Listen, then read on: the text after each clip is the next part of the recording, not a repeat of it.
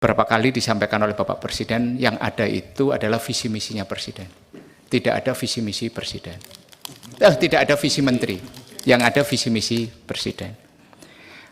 Saya kepingin yang ada di hadapan saya ini seorang Purbaya sebagai seorang Purbaya, bukan duplikasinya siapapun, bukan bayangannya menteri sebelumnya atau siapa. Yang saya kenal Pak Purbaya yang 1, 2, 3, 4 itu seorang ekonom, seorang intelektual, seorang yang mempunyai latar belakang dengan segala experience yang ada, itu mewujudkan visi misinya Presiden. Saya sadar Pak sepenuhnya bahwa Bapak ini hari ketiga, Bapak sebagai Menteri Keuangan, Bapak harus memaparkan sebuah paparan yang ibaratnya orang itu langsung freestyle jumping Bapak ini. Freestyle jumping, Bapak harus memaparkan dan Bapak harus mengkonsolidasikan di internal Bapak. Di paparan ini saya belum ketemu Purbaya Pak. I'm not found the real Purbaya. Itu.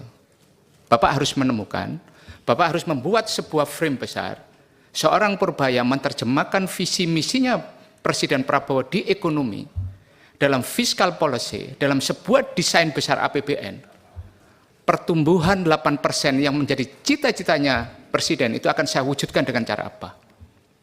Ketika kita menghadapi situasi fiskal yang defisit, keluar dari fiskal defisit ini seperti apa? Saya harus konsolidasikan seperti apa? Dengan instrumen kekuasaan Bapak diberikan oleh kewenangan undang-undang di P2SK bahwa adalah konsolidator dan koordinator di KSSK. Instrumen kekuasaan itu ada di tangan Bapak. In your shoulder. Itu. Nah, saya ingin dalam perjalanan waktu ke depan, desain ekonomi, desain besarnya itu akan seperti apa framework Bapak, mewujudkan itu.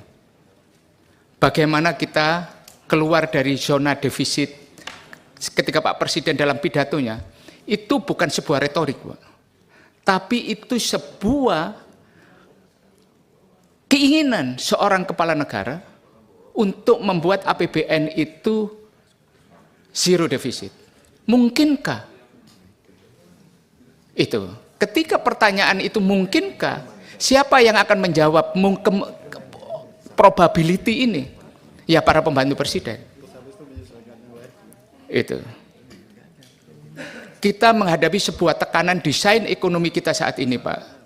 Kita menghadapi constraint mengenai pertumbuhan kita yang stagnan di 5%. Orang selalu membandingkan dengan Vietnam, walaupun itu sizing ekonomi dan sebagainya, dengan rasionalisasi yang kemudian kita mengatakan, oh kita nggak bisa dibandingkan dengan Vietnam. Tapi di tetangga kita, Vietnam bisa lebih dari 5, Filipina bisa lebih dari 5. Terus kemudian isu, di luar isu surat utang, menutup defisit itu, kita ada isu yang tidak kalah pentingnya, kenapa tingkat suku bunga negara selevel Indonesia, itu tingkat suku bunganya masih di kisaran 6-7%. Dan itu kan memberikan tekanan di ruang fiskal yang tersendiri terhadap biaya bunga. Kita harus spending hampir 800 triliun untuk membiayai bunga kita yang jatuh tempo di tahun berjalan. Lah, kita ingin nanti ke depan rapat kita itu, Pak, tadi sudah disampaikan bagaimana strategi mengelola kewenangan Bapak sebagai bendahara umum negara. Dan kemudian kita ingin tahu desainnya seperti apa. Tekanan defisit itu datang dari mana sih? Karena tekanan itu datang karena tax ratio kita di bawah.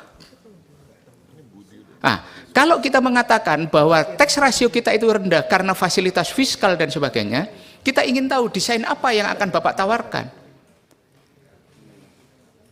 Di saat yang sama ini kita butuh investasi asing, apakah insentif fiskal itu sudah bisa mendongkrak FDI kita seberapa besar dan memberikan dorongan seberapa besar terhadap pertumbuhan?